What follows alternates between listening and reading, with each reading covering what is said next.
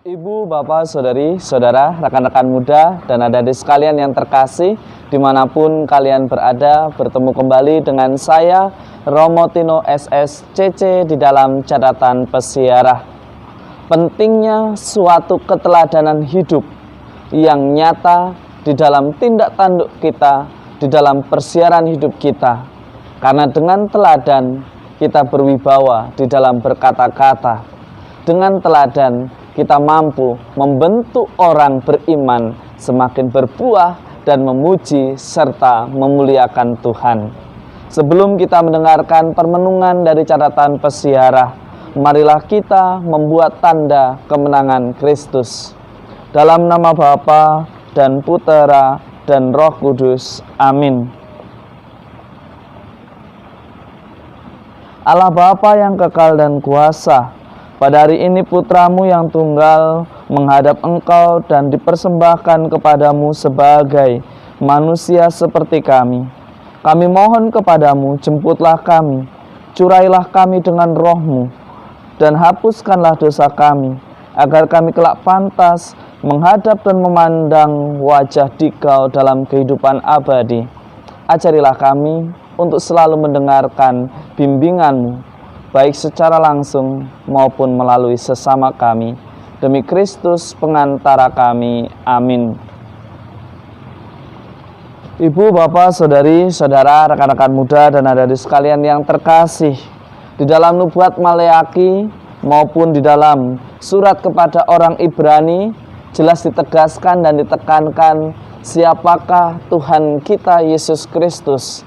Dialah yang mampu memurnikan, membebaskan kita dari kuasa dosa.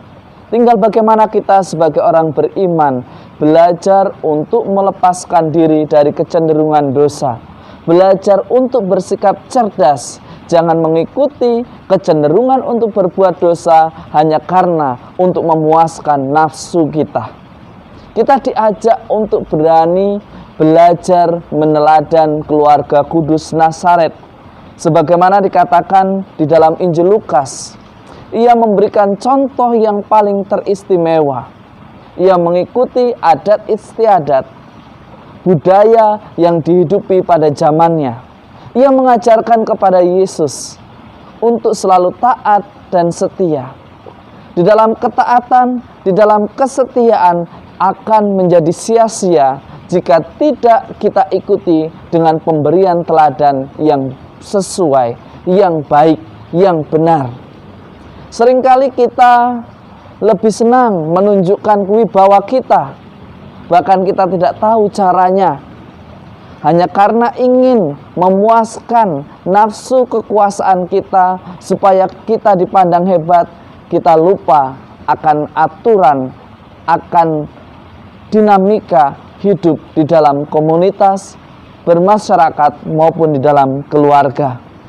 Pada hari raya Yesus dipersembahkan di dalam bait Allah, kita diingatkan bahwa hidup kita mestinya selalu dipersembahkan kepada Dia sang pemilik kehidupan. Beranikah kita di dalam totalitas yang tanpa pamrih dengan sukacita melakukan segala pekerjaan kita? Mari kita belajar untuk menyerahkan segala duka cita, kesulitan, tantangan bersama Tuhan di dalam menghadapinya. Mari kita serahkan segala kelebihan, kekurangan, sehingga kita benar-benar dimampukan untuk menjalani hidup kita. Belajarlah dari keluarga kudus di Nazaret. Mereka tidak hanya pandai berkata-kata, tetapi mereka memberikan contoh dan teladan yang patut untuk dicontoh, yang patut untuk diteruskan. Jangan kita memberikan teladan yang hanya sifatnya semu, yang hanya sifatnya membahagiakan sesaat. Kita diajak untuk belajar mendidik, mendampingi orang-orang yang dipercayakan kepada kita dengan ketulusan dan tanpa pamrih. Dan hanya keteladananlah yang membantu kita untuk belajar, artinya mempersembahkan hidup kita. Kita semua dipanggil, ada yang sebagai keluarga, ada yang sebagai seorang rohaniwan ataupun rohaniwati. Semuanya akan menjadi istimewa jika ada keselarasan di dalam kata dan perbuatan. Semuanya akan menjadi sukacita ketika kita mampu melakukannya tanpa harus meninggalkan tanggung jawab kita. Semoga berkat Tuhan senantiasa melindungi dan memberkati kita dalam nama Bapa dan Putera dan Roh Kudus. Amin.